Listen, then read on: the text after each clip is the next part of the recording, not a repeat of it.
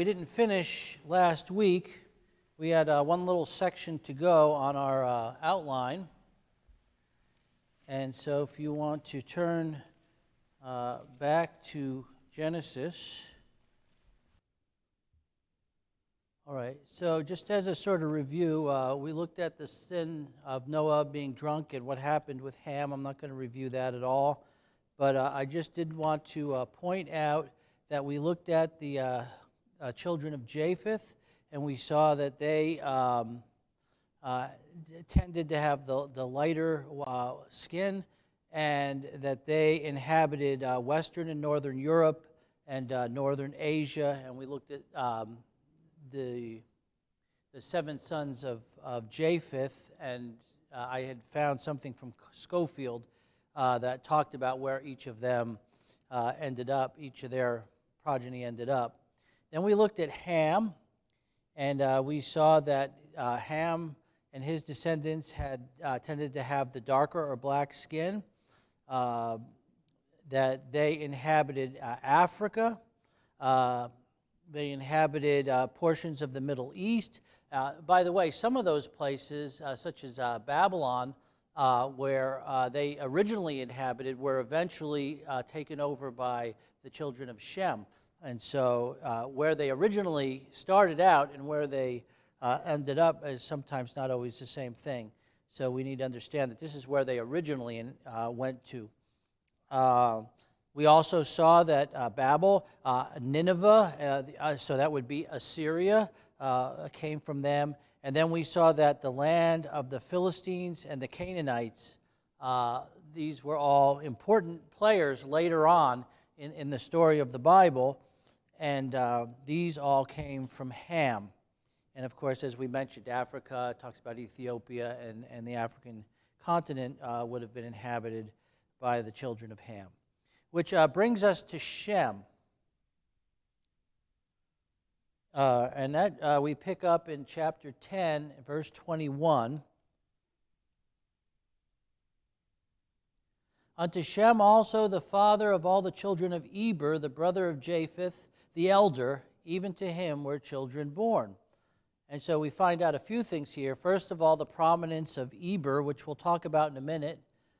We see that Japheth was the elder brother, which we talked about last week when we talked, or in the past when we talked about the order of the children of Noah.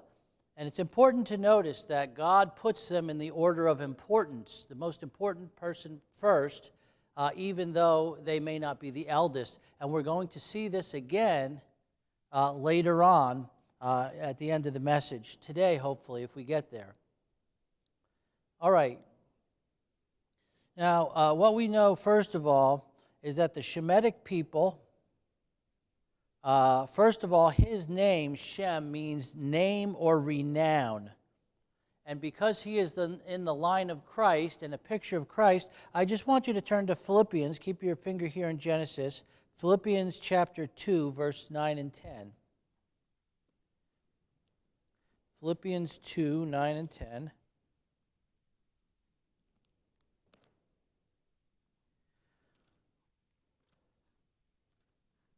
Verses probably you all know. Once we get there, you'll recognize them. And this is talking about the Lord Jesus, of course. It says, wherefore God hath also highly exalted him and given him a name which is above every name, that at the name of Jesus every knee should bow, and of things in heaven and things in earth and things under the earth, and that every tongue should confess that Jesus Christ is Lord, to the glory of God the Father. So notice, he is the one that has the name that is above every name, the name that will truly be of renown. And of course, he came from Shem, whose name means name or renown. And so we see that right there.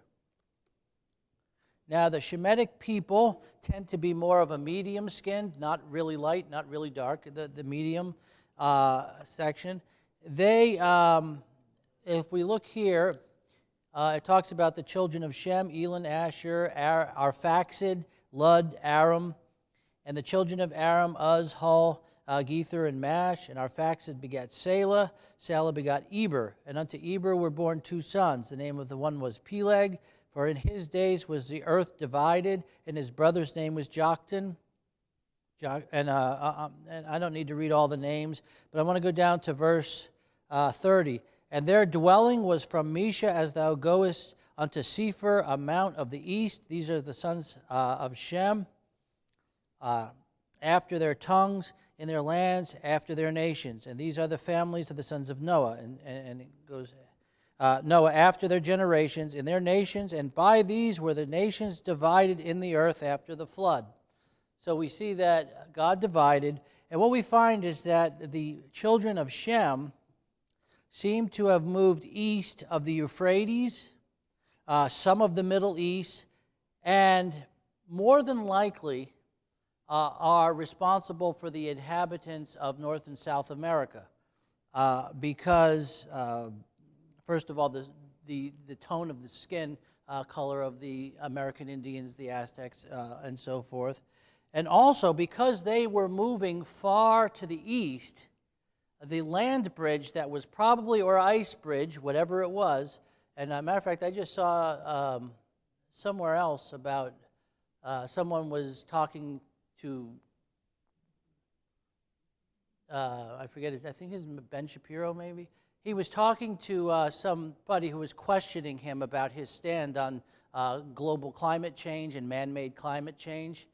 And he was talking about the fact that it's not an emergency because if it is climate change, it's going to happen very slowly and we'll be able to adapt to it. And he talked about the fact that there was at one time a land bridge that went across from Russia over to Alaska, and that over the course of time that eroded away, and people adapted to that. Nobody was living there when it was eroding away. They saw that it was eroding away and they wouldn't have stayed in that area. And this is, it just was interesting that I happened to see this little clip of that this week. So obviously, I believe that more than likely it was the children of Shem, and I believe that other people have said that they seem to have the DNA here in the Americas, the original, the indigenous American people seem to go back to Shem. So I want to notice the prominence of Eber. Now his name means a passage. It also has the connotation of being on the other side of the river, the far bank, which is why the term, why they said that they went to the other side of the Euphrates and continued going in that way. But we also have to remember one of the reasons Eber is mentioned is because it's through him that the family led to Abraham. Now, it is believed that the name Eber, which if it means the other side, is where the name Hebrew came from. And so the word Hebrew means from the other side. They came from the other side. Pastor Starr used to say, the man from the other side. That's why they called him a Hebrew. He was the man from the other side of the river. He came from the area of Babylon, Ur of the Chaldees. And so I believe that is probably why Eber is singled out, because of the name Hebrew that eventually came from his name. It is also the preserved line leading to Christ. Came through Eber from our Faxed. Matter of fact, if you have your timeline from last week, why don't you pull that out for a second? I believe it's in the slideshow next as well. And you'll see from Shem, it goes through our Faxed, to Selah, to Eber. And then notice he mentions here the one son whose name is Peleg. And it says, for in his days was the earth divided. Now, when was the earth divided? Now, I don't think it's talking about the land. At one time, I actually thought it was talking about God separated the lands. But actually, I think if you go, this is probably when the Tower of Babel happened. And when God finally divided. Because you would have had to have several generations of people in order for there to be enough people to separate like that. Okay? And so it was probably in the days of Peleg, and whether he was born right around the time that that happened, or whether he was renamed Peleg because of that event, we're not told. And that does happen. Sometimes people are renamed in the Bible, and they go by that second name. Daniel's 3 friends were renamed when they went to Babylon. And after the initial meeting of them, they almost are always referred to with the new Babylonian names in the book of Daniel. And so, and in other cases where prophetic names are given to people because of events, for example, Jacob is known as Jacob, but he was renamed Israel. And throughout the book, throughout the Bible, he's referred to a lot as by the name of Israel once God changed his name. So either way, whether he was born, right after the Tower of Babel happened, or whether he was alive at that time and they just renamed him because of that. Remember, he is one of the people in the line of Christ as well. And I think that's very important to know, because Christ came to reunite the divided people. He came to seek and to save that which was lost, and not just of Israel, but from all the nations. And so the fact that a reminder of the division that happened because of man's sin and rebellion, which we'll talk about in a few moments, that's just fitting that name would be in there, because that's one of the things Christ came to do, is reunite at least a portion of mankind from all the different nations and so forth.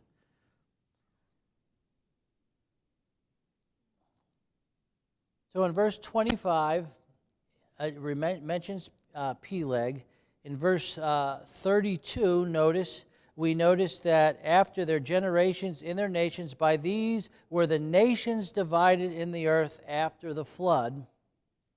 And then I want you to go back or forward to Deuteronomy 32:8, referring to Peleg again here, and his prophetic name, or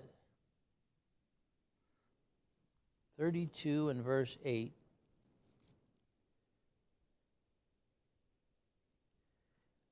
When the Most High divided the nations, when the Most High divided to the nations their inheritance, when he separated the sons of Adam, he set the bounds of the people according to the number of the children of Israel. For the Lord's portion is his people, and Jacob is the lot of his inheritance. And he found him in a desert land, and it goes on to talk about how he called Abraham to the land and gave him that land. But notice, when God divided the people, back in the days of Peleg, he already had in mind the land that he was going to give to his people Israel. That's what he's saying here in Deuteronomy. And so, remember, God has had a plan right from the beginning. He knew what was going to happen. He didn't force man to sin. We need to understand that he didn't make man sin. But he did give him a free will so that he could choose. And he knew that with that free will and with the coaxing of Satan, he would choose wrong. And so he planned a way of salvation, of redeeming mankind even from the beginning. That's why the Bible talks about Christ was the Lamb slain when? From the foundation of the world. It does mention quite a bit about Joktan here at the end, and it talks about all that. And I just noticed in some of my reading that a lot of the original Arab people, they refer to themselves or their founder as Khatan, and that would be the same person of Joktan. They refer themselves. As a matter of fact, there is a city somewhere, I think it was in Saudi Arabia, I'm not sure what nation, that is actually called Joktan, or has the name Joktan in it. So the original Arabian people were the descendants of Joktan, which goes back to Shem again. And of course, we know that later on, the later people that were that we think of as Arabs, a lot of them today, who came through Ishmael, that was a union between who? Abraham, who was the son of Shem, and an Egyptian handmaid. That would have been a daughter of Ham. And that's where the nations that we think more of as the Arab nations today, through whom we got the Muslim religion and so forth, that's where they came from. But the earlier Arabs, those people, came directly from Shem. So just and that as I said, the Muslim people recognize the fact that they go back to Joktan. So I just thought I'd throw that in there. So as we come to the conclusion of last week's outline here, I just wanted to point out that all of this telling us about the different nations and where they were going to end up is setting us up for the story of what happened in the next chapter, which is the Tower of Babel. We find the family line to Abraham and to Israel being preserved through Shem here. And we see God's redemptive plan for all mankind in keeping that line that leads to the Savior, but also showing us the rebellion of mankind and how they were against God, and it's actually God who's going to have to seek out man to draw him back. And so with that in mind, let's go ahead and turn to our next outline. And that is entitled The Tower of Babel. We will need our timelines again at the end of this message, so keep those handy. And we're going to look at the first 26 verses, which leads us up to Abraham's family, but we're not going to get into the last few verses until next week when we talk specifically about Abraham himself. And I'm not going to read it. I'll read it as I go along. So we see, first of all, this is the account of how the people were divided and became the various nations. We have learned from whose stock they came, the three sons of Noah. We have learned about which nations came from which son these last couple of weeks. But now we want to turn our attention to the story, the account. It's not just a fictitious story. This is an account. God shows us what happened. So let's first of all read the first two verses here. And the whole earth was of one language and of one speech, and it came to pass as they journeyed from the east that they found a plain in the land of Shinar, and they dwelt there. Now we know Shinar is where Babylon was. If you remember, it was in the plain of Shinar that King Nebuchadnezzar later will build that huge golden image of himself, and he's going to command all the people to worship it. And of course, Shadrach, Meshach, and Abednego would not bow down to the idol, and they were thrown into the fiery furnace. And of course, God was in there with them and saved them. And so that's the land of Shinar. So we know right about where it is. It's right there in Babylon, in the area of Babylon. Okay. Now, what we're going to find here is what is happening in this book is rebellion against God in this story. I want you to go back to chapter 9 and verse 1.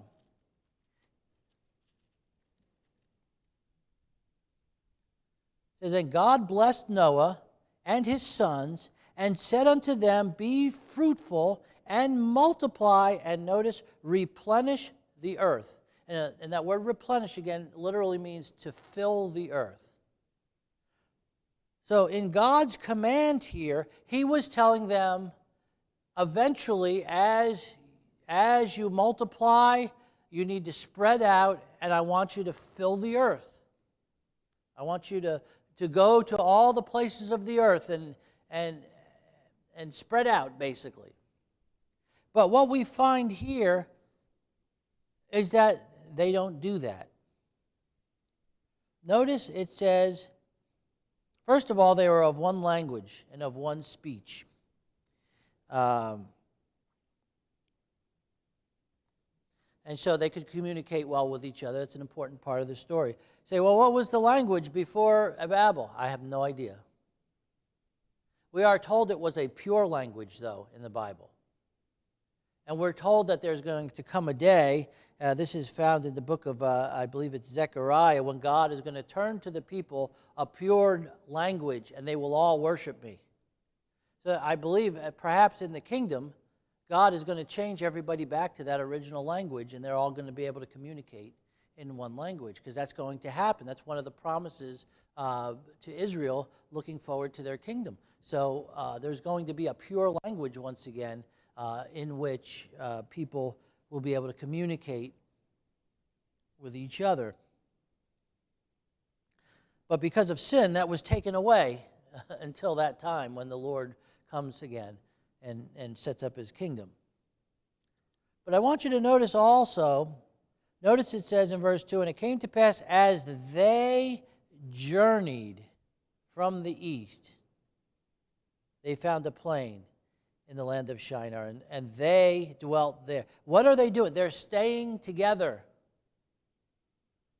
They are not separating. They're not filling the earth. This is why I believe this is several. First of all, it makes it sound the whole earth was of one language. It's not just a few people. It's not just, 2 or 3, each of the kids had their kids, and now there's another. It's several generations down now. There were enough people for them to start spreading out and filling out the world, filling up all the lands of the world, or at least to begin that process. And yet they were all sticking together, contrary to God's command. This is rebellion. God told them what to do. Obviously, he gave them time to be large enough people for them to do that spreading out. But now, instead of doing that, they're staying together. Notice they're traveling, and they're traveling as a unit. They have this nomadic lifestyle going on. But they're staying together still. Now in 2 Kings, just to show this, remember the sons of the prophets, they were in a place and they said it was too small for them, it was too straight for them, there wasn't enough room for everybody, and so they asked the prophet if they can go down to the river and build a new place, a bigger place where they could which would accommodate them better. And that was the story where the man was cutting down a tree and he lost the axe head, and Elijah threw in the stick and the axe head swam back to him.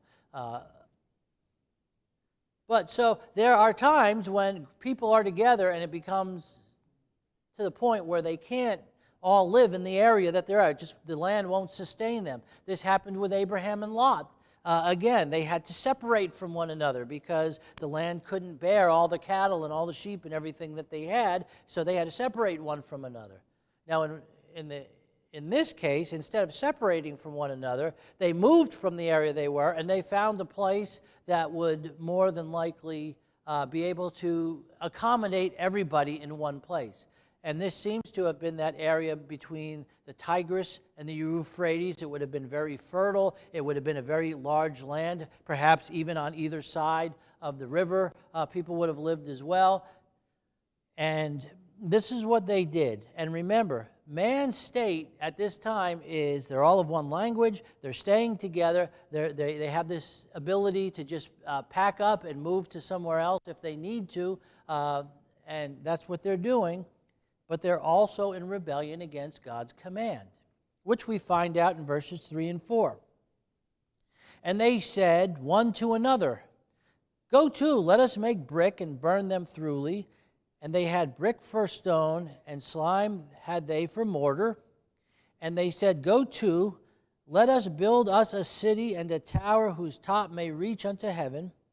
And let us make a name, lest we be scattered abroad upon the face of the whole earth." Now, I want to just briefly go back to chapter 10 and point out who the leader of this group was at this time. In verse 10 of verse 6 of chapter 10, the sons of Ham, Cush, Mizraim, and Phut in Canaan, and the sons of Cush, Seba, Havilah, Sabta, Raamah, Ticha, and the sons of Reamah, Sheba, and Dedan. And Cush begat Nimrod, and he began to be a mighty one in the earth. He was a mighty hunter before the Lord. And we also mentioned that when it talks about him being a hunter before the Lord, he was hunting men. In other words, he was seeking to have dominion over men, be the leader. And also, when it says before the Lord, he's putting himself in place of the Lord. He's taking the leadership. Instead of people being submitted to God, he wants them to be submitted to him. Wherefore it is said, even as Nimrod, the mighty hunter before the Lord, and the beginning of his kingdom was Babel, and Erech, and Akkad, and Calneh in the land of Shinar. That was the beginning of his kingdom. So we know who the leader is here. Now, what did God say about the sons of Ham? They were to be the servants, not the leaders. And yet, one of the children of Ham became the leader of this group because he was a mighty hunter before the Lord. So notice, he is in rebellion to God. He's trying to draw people to himself so he could be the leader. And the people are following him. But I want you to notice it just isn't the leader here. Notice in our text it says, they said one to another. And then in verse 4, they said. So it's not just him or a select few, it's all the people. Whether it was by his influence or something else, the people, or at least a good portion of the people, said, we're going to do this. And what did they say? They're going to make brick, burn them thoroughly, so make good bricks. And they had brick for stone and slime they had for mortar. So they had learned, probably had brought the technology from before the flood, how to make bricks, how to make the mortar out of, they call it slime here, but it was something that would set and hold those bricks into place. But it was by consensus. They all wanted to do this. They all wanted to stick together. Nobody wanted to separate, even though God had told them to do this. And what was the purpose of this? First of all, let us build us a city. It was this dwelling place of their own choice. Were they seeking God's wisdom in any of this? No, they were doing what they wanted to do. In the Bible, that's called what? Iniquity. They were doing their own thing. They made a decision. Matter of fact, what does it say in James? Go to ye that say, we'll continue in this city and do such and such and so and so. Don't you know that your life is even a vapor? James talks about. He says, don't make plans without God. That's what he's talking about. If the Lord will, I'll do this or that. These people were leaving God out of it, the true God anyway. The second thing, they are going to make them a tower whose top may reach unto heaven. This is the beginning of false worship and idolatry. Very important to notice that after this, when the world was divided, what followed? In all the nations, there are similar towers, ziggurats. There are similar forms of worship. Matter of fact, if you go through some of these different nations, you'll find that they're basically the same gods renamed. Oh, they may have slightly different stories for them all, but basically there's a mother god, there's a god of some sort, and a mother god, which takes us back to Nimrod and his wife Semiramis. And then there is a child god, which is a counterfeit of the Lord Jesus Christ. His name was Tammuz. Tammuz was supposedly gored to death by a wild ox or something like that. And as he lay in the sun, the rays of the sun brought him back to life. The resurrection of Christ, already imitated way back in Babylon. This is the religious system that was being put in place of worshiping the true God. Now, I'm sure, especially coming from Shem and his descendants, that there were some people who were fighting against this. But by and large, a lot of the people, they just continued to follow this. And they say, oh yeah, this is good. We're going to build this tower. It's going to reach to heaven. And really, what were they worshiping? They were worshiping Nimrod and his wife and his son. And from this come all the world religions.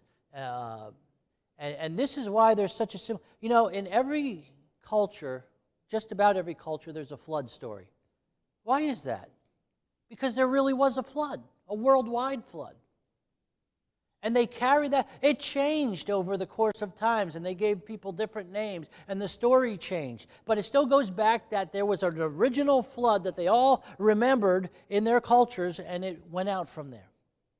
And we find out that false religion started here with this Nimrod Babylonian worship.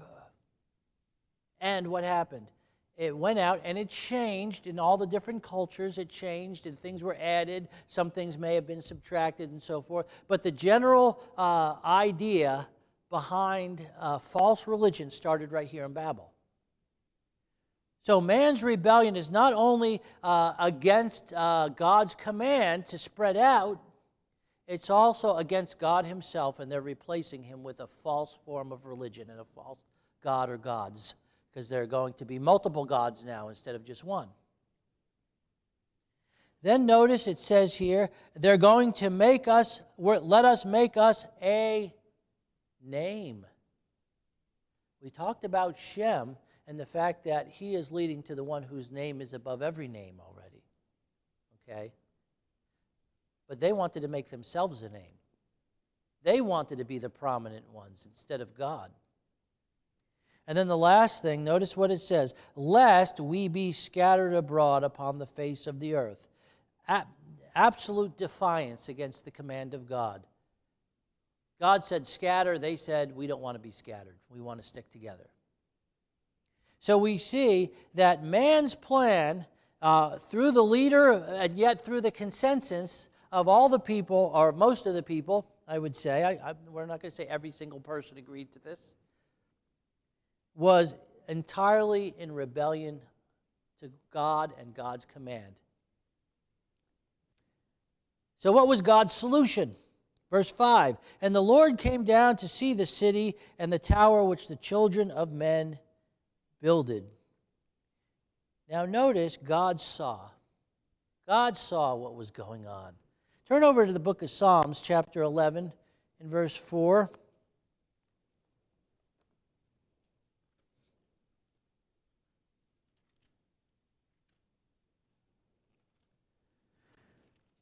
The Lord is in his holy temple. The Lord's throne is in heaven. His eyes behold, his eyelids try the children of men. He sees what's going on. And you know what? He knows the motive of the heart too. Notice, he just doesn't see what's going on. He doesn't just behold, his eyelids try the children of men. He puts them to the test. He knows what's going on in their hearts. In Jeremiah, when it talks about the heart being deceitful, it says, I, the Lord, try the reins. I'm the one who knows what the heart really says. Then go over to Psalm 33, 13 and 14.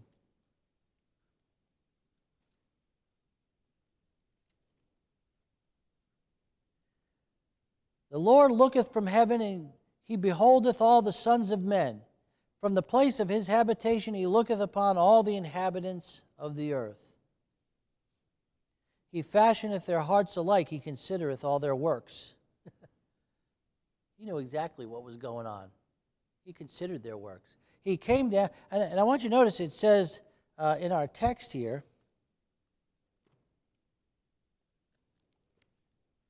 and the Lord came down to see the city and the tower.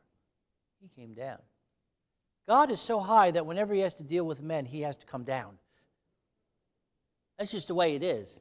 God is holy. He's higher than the highest of the high. He's higher than the heavens themselves.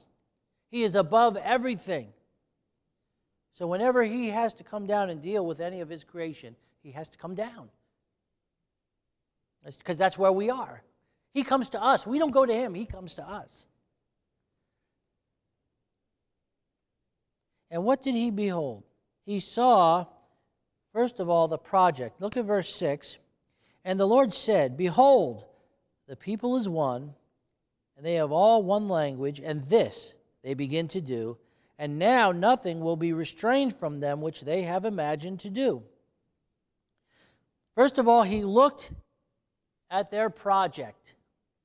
Now, if you go back to Psalm 14,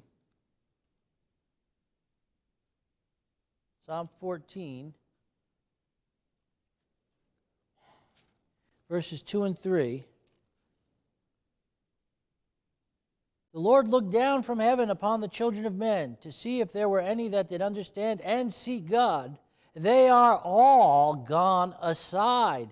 They are all together become filthy. There is none that doeth good, no, not one. God saw their project, and he knew exactly why they were building it. And he saw that it was wrong, that it was wicked. But notice he said, and now nothing will be restrained from them. He knew that the potential of man was to just continue in rebellion, to keep going and going. And that if he left them to themselves just the way they were, they would be in complete rebellion as a group, all one, and it would corrupt everybody. Remember back in chapter 6 and verse 5, when God looked down from heaven, he saw that every imagination of the thoughts of man's heart was only evil continually. And then we saw in chapter 8:21, when they came out of the ark, God said man's imagination is evil from his youth, that the heart of man hadn't changed because of the flood.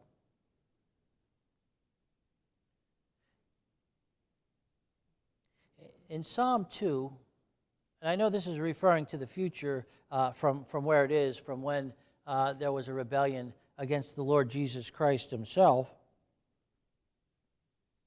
But notice it says, why do the heathen rage and the people imagine a vain thing?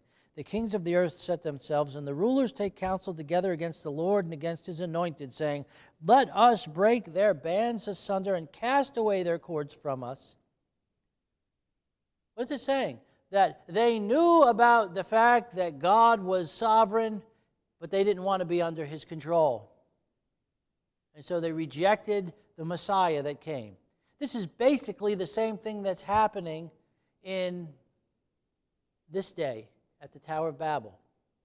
They knew that God was in control and God had a plan for them to spread out, and they were in rebellion against that, and this city was just a big monument to the fact that they were in rebellion against God. Notice it says in verse 4, he that sitteth in the 11 heavens shall laugh. The Lord shall have them in derision. God is going to have his way no matter what man does. You know, he who laughs last, laughs best. God is the one who will laugh last. Now, first of all, he changes the speech. If we go back again to our text for a moment, in chapter 10, verse 5, by these were the isles of the Gentiles divided in their lands, every one after his tongue, after their families in their nations. Notice everyone is going to have their own tongue now. This is after Babel. In verse 20 of that same chapter, these are the sons of Ham, after their families, after their tongues in their country. So we see that the Gentiles, or the children of Japheth, they're going to have their own tongues, plural, by the way. So they're not all going to be one tongue, but they're going to be different roots which will branch out into different languages that come from each of the tribes. And then, of course, Shem as well is going to have his languages as well. In Acts chapter 2, and we don't need to turn there, but you remember on the day of Pentecost, all the people were amazed because here were these Galileans and they were all speaking in their languages. Now, some people say, well, this was not a miracle of people speaking different languages. It was a miracle that everybody heard in their own language. It doesn't say that.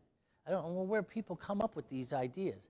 I believe there were enough disciples that some of them were speaking, there were 15 languages mentioned, I believe, in there. From around the globe, where these Hebrews, these Jews, who were called the Hellenistic Jews, who lived in these other areas, but they came to Jerusalem to worship, but their natural, normal language that they spoke from day to day was wherever country they lived in. And yet they heard these Galileans, these ignorant people, what were they doing? They were speaking, some of them were speaking in my language, some of them were speaking in your language. They're not all speaking in Hebrew or whatever, they're speaking in our language. How is this happening?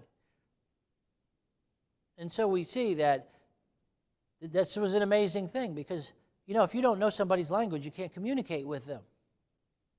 And this is what God was doing. He was making it so people could not communicate with each other. Different groups of people would not be able to communicate with other different groups of people, and so the bottom line was they couldn't dwell together anymore. And so it says here that not only did God let us go down and confound their language, that they may not understand one another's speech. And then it says in verse 8, so the Lord scattered them abroad from thence upon the face of all the earth, and they left off to build the city. They were scattered. In Luke chapter 1, verse 51, and of course this is part of what we call the Magnificat. He hath showed strength with his arm. He hath scattered the proud in the imagination of their hearts. I don't know if I mentioned it, but when we talked about when they were trying to make themselves a name, that was pride. They wanted to be somebody instead of God. God has scattered the proud in the imagination of their hearts. The evil imaginations of their heart that came out from their pride, God scattered them. And then notice, therefore is the name of it called Babel, because the Lord did there confound the language of all the earth, and from thence did the Lord scatter them abroad upon the face of the earth. Now, the word Babel literally means gate to God. Bab means gate, El means God. So this was supposed to be the gate to God. And God says, you know what, from now on, when people hear the word Babel, they're going to think confusion instead. Now, I know it's not spelled the same way, but basically this is what happened. What was to men a sign of unity, a sign of rebellion against God, a sign of they were going to have a gate to heaven and a gate to God, God says it's nothing but confusion. Why is that? Because rebellion against God always leads to confusion and sin. Now, I want to pull out our timeline again just for a moment. The rest of this chapter that we're in now, or up until 26, where we're going to end, is a timeline or a genealogy that goes from Shem down to Abram. Very important line now. God is now that he's gotten all these other things out of the way, made sure that they were mentioned, that the importance of them, of how this happens. Now the focus is going to be on God's redemptive plan. And that's going to happen by getting us to Abram, whom God is going to call to be that. So I want you to notice a few things here. As you read through this, notice the length of life, and if you were to read through this, you would be able to add up the time up till they had a child and the time after they lived after they had the child. That's the important one. And you'll find that these lifespans, and I didn't put the actual numbers there, but you can see when they were born after the flood. This is all from after the flood, by the way, or after creation. Starts with creation, it's going forward. Not as we often think of BC and you start with when Christ was born and go backwards. We're going forward from creation here. Notice how the length of people's lives, especially starting with Peleg, starts to get shorter and shorter. Okay? And by the time you get to Abram, it's less than 200 years. Abraham, Isaac, and Jacob. And the lifespans of people are going to continually get shorter and shorter. And as we have noted in the book of Psalms, it says that man's lifespan is 70, and if by reason of strength it's 80, yet there's sorrow and so forth. So God's saying the average lifespan of man is going to be dwindled down to about 80 years, 70 to 80 years. Now, we have people who live a lot longer than that today because of medical advances and so forth, but we also have a lot of people who die young. And probably if you were to put all those factors together, you would find that the average lifespan of a man, when you put it together, is probably still between 70 and 80 years, I wouldn't doubt, although I don't have the scientific facts to say that. But I wouldn't be surprised. So one of the things that this genealogy does, and why he's continuing to bring the ages of the people here, is to show that after the flood, the lifespan of man is getting shorter and shorter. And notice it seems to happen in sections. Up to Eber, they were still fairly long. When you get from Peleg to Terah, they're sort of in this middle range. And then by the time you get to Abraham, Isaac, and Jacob, you find that they're much, much shorter. And so we see that. But the last thing I want to notice, when you get down to the end of this genealogy, verse 25, Nahor lived after he begat Terah 119 years, and he begat sons and daughters. And Terah lived 70 years and begat Abram, Nahor, and Haran. Now, was Abram the oldest child? He couldn't be. It's impossible. So again, just like the sons of Noah, they are listed in order of importance, not in order of birth. How do we know Abram was born? How old was Terah when he initially had his first child, according to that verse? He was 70 years old. I want you to turn, let me see, that's 11:26. Go down to verse 32. And the days of Terah were 205 years, and Terah died in Haran. Okay? Now I want you to look at chapter 12 and verse 4. Now, they had moved to Haran. Haran died. He had taken Abram to Haran. And what I want you to notice in verse 4, so Abram departed as the Lord had spoken unto him, and Lot went with him. And Abram was 75 years old when he departed out of Haran. It is impossible to take 70 and 75 and come up with 205 years, right? What do you come up with? 145 years. So if the first child was born at 70 years old, it couldn't possibly have been Abram.